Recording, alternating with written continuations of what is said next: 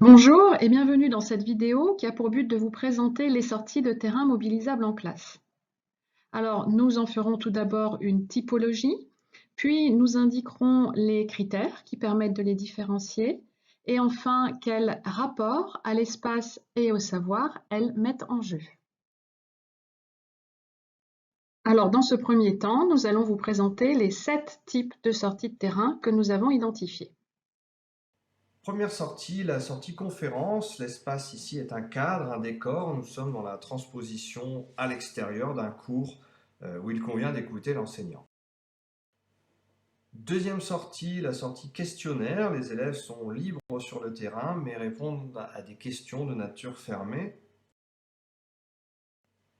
Troisièmement, la sortie jeu de piste. C'est l'exemple ici du trésor caché où il y a plusieurs choix possibles quant à la stratégie à adopter pour trouver l'objet. Quatrièmement, la sortie libre, ce quartier libre qui n'est pas destiné au départ à l'analyse de l'espace, mais dont on peut tirer des enseignements a posteriori. Cinquièmement, la sortie sensible, la dimension sensible où toute partie des sens que sont la vue, l'odorat, le goût, le toucher ou l'ouïe sont mises au premier plan par l'enseignant. Sixièmement, la sortie relevée, où l'objectif est de récolter des traces, des photographies, des discours d'habitants par exemple, pour s'en servir une fois rentré en classe. Enfin, septièmement, la sortie projet. On est sur l'exemple d'un projet d'aménagement qu'on peut suivre dans sa chronologie, mais dont on ne connaît pas l'issue. L'objet d'étude et les questionnements qui peuvent s'y référer se construisent au fur et à mesure de la sortie. Ces 7 sorties sont regroupées ici dans les colonnes d'un tableau et seront passées au crible de 4 critères. Le premier, pourrait-on dire, le degré d'autonomie. La sortie est-elle guidée ou l'élève est-il plutôt autonome? On voit sur cette première ligne que certaines situations montrent des cas où la sortie est guidée, comme la sortie conférence, la sortie jeu de piste, la sortie sensible, mais d'autres où l'élève est plus autonome. Il est également possible de rencontrer la croix à deux endroits. La sortie questionnaire est à la fois guidée dans l'objectif à atteindre, mais l'élève a une certaine autonomie dans sa réalisation.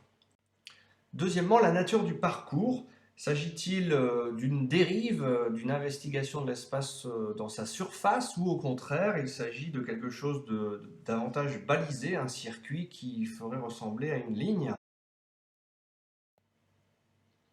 Là aussi, plusieurs cas de figure, hein, la sortie conférence, la sortie questionnaire ou jeu de piste traduit une investigation de l'espace sous forme de ligne, tandis que la sortie libre laisse davantage de circulation dans l'espace en termes de surface, ou pour la sortie relevée ou la sortie projet. Troisièmement, la place de ces sorties dans la progression annuelle, soit elles se situent en début, en milieu, en fin de séquence, en tout cas elles sont datées, ou au contraire, il s'agit d'une sortie qui est filée sur l'année. Là, la plupart des sorties, pour ne pas dire la quasi-totalité, s'inscrivent dans des moments de séquence de l'année, tandis que la sortie projet peut concerner l'année dans sa totalité. Quatrième critère, y a-t-il collecte de traces sur le terrain ou non?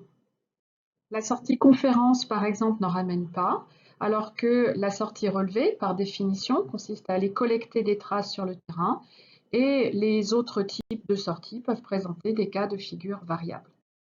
Dans le cas des sorties conférences, par exemple, l'espace est envisagé comme un décor, un cadre. On travaille sur l'espace. Dans d'autres cas, comme la visite libre, l'espace est envisagé comme un contenant dans lequel on laisse les élèves s'égayer. On travaille alors dans l'espace. Enfin, l'espace peut être interrogé dans son interaction avec les hommes. Il donne lieu à une expérience de l'espace. C'est le cas par exemple des sorties sensibles. Ainsi, plus on avance vers la droite du tableau et plus on approche de ce que nous proposons de caractériser comme une géographie expérientielle. Cette vidéo est maintenant terminée. Nous vous remercions de l'avoir suivie.